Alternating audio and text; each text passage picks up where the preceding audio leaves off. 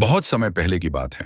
एक सुंदर और रहस्यमयी राज्य था जिसका नाम था चांदपुर। वहां का आकाश हमेशा नीला रहता था और फूल लगातार मुस्कुराते रहते थे। इस राज्य में रहता था एक नन्हा राजकुमार आरव, जो बहुत चंचल और जिज्ञासु था।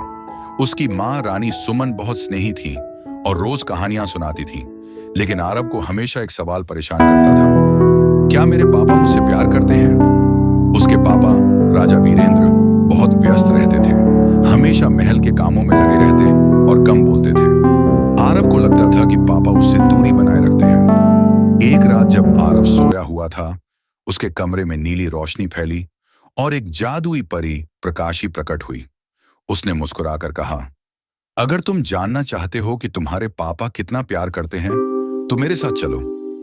वह परी आरव को उड़ाकर ले गई समय की गुफा में, जहां उसने देखा कि पापा हर सुबह उसकी तलवार खुद चमकाते हैं, किताबों में चॉकलेट छिपा देते हैं और रात को चुपचाप उसके सिरहाने बैठकर पहरा देते हैं। आरव की आंखें नम हो गईं। फिर वे पहुंचे बलिदान की घाटी, जहां आरव ने देखा कि उसके बीमार होने पर राजा ने एक बड़ा युद्ध टाल दिया था और एक बार उसने अकेले एक जादुई शेर से लड़ाई की थी ताकि आरव को डर न लगे।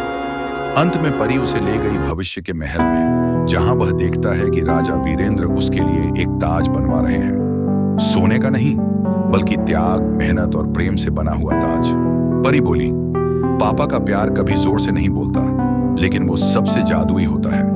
अगली सुबह जब आरव उठा तो उसे लगा जैसे सपना था, लेकिन उसके तकिए के नीचे एक पर्ची थी जिसमें लिखा था, मेरे प्यारे राजकुमार, मैं तुमसे दुनिया से भी ज्यादा प्यार करता हूं, तुम्हारा पापा।